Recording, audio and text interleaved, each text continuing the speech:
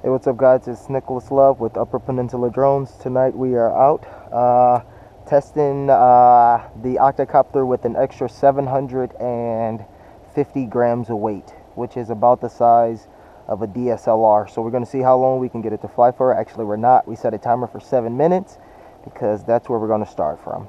And I also have 4 2S batteries on there. So when this lands, I'm going to take off those 10,000 milliamps of 3S. And then I'll just leave on the 2S just to see if it can fly, and if it does, then I'll have at least 2 sets of batteries, one for testing and the other for also testing, I guess.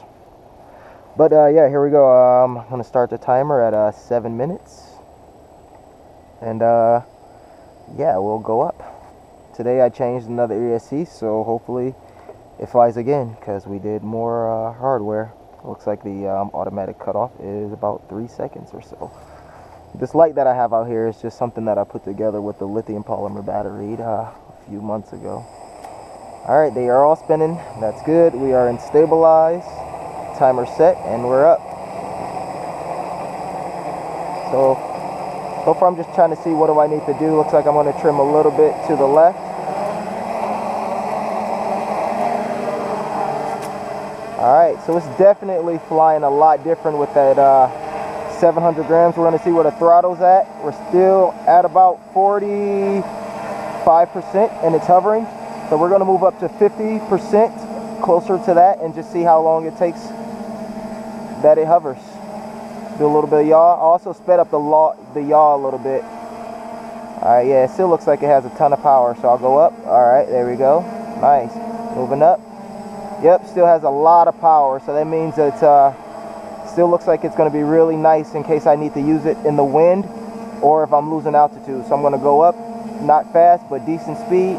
Yep, and then I'm going to come down, and if it's dropping, I put on the throttle, and it's able to save itself with almost very little input. So I like that. So as of right now, if this drone can fly for 7 minutes, that means it's able to carry a DSLR right now. But it's definitely flying a lot. Oh, I'm still not at 50%. So it's getting closer to that 50% mark where it should technically be flying hover anyway. So right now I've just been happy that I've been under 50%. And once I do hit that 50% mark, that's when I have to stop adding all weight all together, because that is definitely going to affect my ability to stop myself from losing altitude if a gust of wind or I need to maneuver my way out of something. Uh-oh, there we go. Still looking good. I actually have to look behind me just because it creeps me out every once in a while, a couple minutes if I don't look behind myself. Alright, the timer is at 5 minutes and 30 seconds, so we've been up for 2.5 minutes. And as of right now, this test is, I'm really happy because it's still flying. I'm going to switch it into altitude tow right now. So I'm going to switch it to altitude hold, go to 50%, and I'm going to see how it does. Alright, give it a little back trim. Looks like it still has a little bit of some yaw issues. Also, what I have to do again is test the motor, since I've added another 750 grams of weight, which is quite a bit of weight. Believe it, it's a lot of weight. I can't think about what it is in pounds right now, but it's a lot of weight. Alright, so I'm going to check the timer. I'm at 4 minutes and 45 seconds remaining. I like it. I mean, it's still flying quite well. I'm going to switch it back to stabilized in 3, 2, 1. Alright, I'm back in stabilized. It loses a little bit of altitude, which is supposed to do if I'm under 50%. There we go. It still looks good. I'm going to see how fast it is. Not really, but just push it. Alright. Still moves pretty quickly.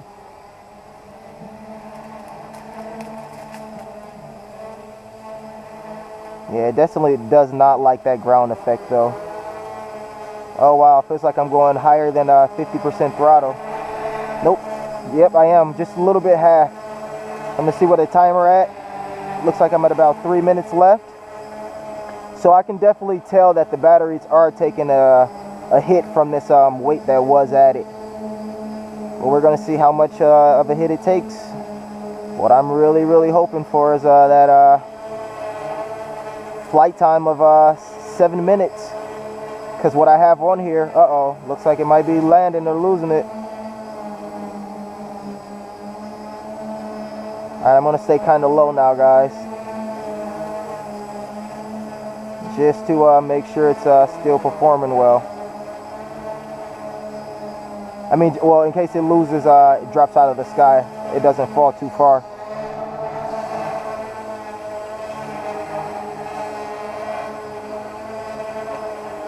Alright, I'm gonna check the timer. Look like we got 3 minutes left. I don't know if this thing's gonna stay up for another 3 minutes. I'm only at 50, a little over 50%. I don't know, I'm hoping for another 3 minutes, because what I was saying is one of these battery packs, which is 4, one represents the weight of the 3-axis GoPro and one represents the weight of a third battery, so it would be 15,000 milliamps of battery with the 3-axis gimbal. So instead of this weight, it would just be another battery, so it would add flight time. So I'm saying if I get 7 minutes, that means I can replace 2 of these batteries with an extra battery for the copter, and then I should be up to around 10 to 12 minutes hopefully, after I do all of the tuning and get everything stabilized out. Because it actually you lose quite a bit of power the more you try to maintain your axis if you're moving around a lot. It causes you to lose energy. So if it was just in a hover or like in a nice cruise, it would be pretty nice. You actually gain more flight time in copters when you're moving through the air, because just moving will put more air under your propellers and create more lift. Alright, I'm going to check the timer. We're hoping for 7 minutes. Alright, we are at 1 minute and 40 seconds left. Our throttle is still at about 52% and we're still flying. So as of right now, it's safe to say that I could carry a DSLR, not stabilized, but a small DSLR with a nice lens for at least 5 minutes to get some very high quality photos. Alright, so it looks like I'm losing it. I'm gonna go up and see if I can control it this time. It actually behaves a lot better. Alright, I'm still up on the throttle, but it's definitely losing it. Alright, I'm gonna land it. Alright, so I'm landing it right now, and I got 1 minute. So I actually started the timer at 8 minutes, so it looks like I did get around that 7 minute mark. I set the timer for 7 minutes and 59 seconds, and I'm sure I rambled for a little. Oh, the GoPro's not recording. Oh, it is recording. So yeah, I'm sure I rambled for a second before I started the flight, but I don't think it was longer than 30 seconds. So it looks like it was up for at least 7 minutes, which means I can add another 5,000 milliamp battery if that happens to be the flight time that it is stuck at. Yeah, so I'll add a battery on to that. That should bring it up to 10 minutes minimum, which would mean I would have 10 minutes on this very stable machine, potentially, if I can continue to keep it flying and testing out the equipment on it.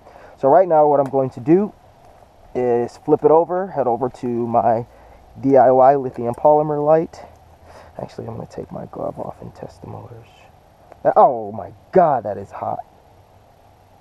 Oh, that's the motor. So funny thing happened today. While I was working on the copter, one of the this one's kind of warm, but it's not too warm. Actually, I suspect all of them to be a little bit warmer. Yep.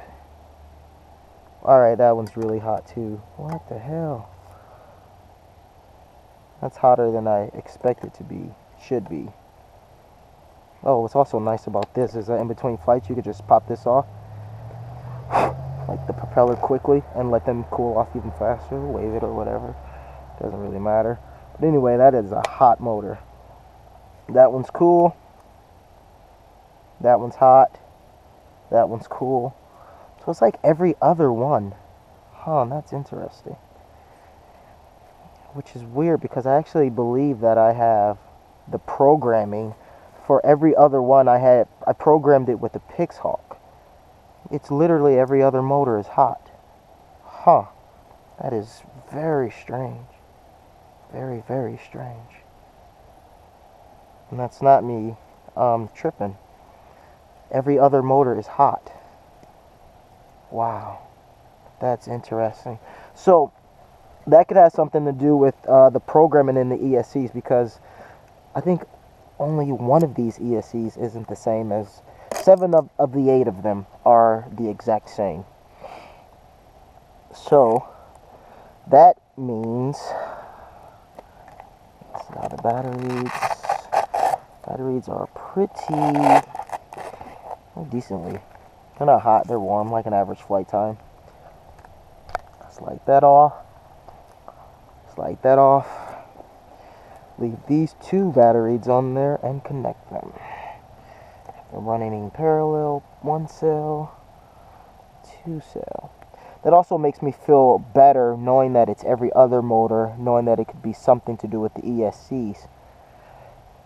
Because that would mean that I need to just program them all the exact same way, which I'm going to do my next trip inside my house.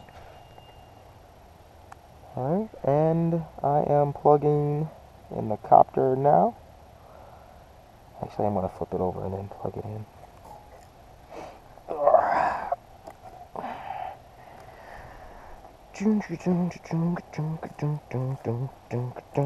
These batteries are warm, so that's nice to hold them in my hands.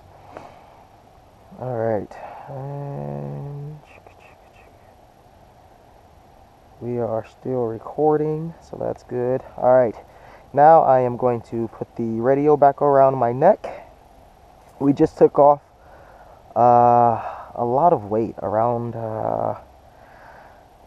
almost over 750 grams. A lot of weight, basically 2 of these. These things are huge. So, and I have pretty big hands. I'm a small guy, but I do have decently sized hands. And yeah, it takes up a whole hand. Huh, Velcro. That's awesome. What, gravity? What's up? Anyway, so that's a lot of weight. This right here is pretty much a small DSLR, because there are 2 365 grams each. So it's quite a bit of weight right there.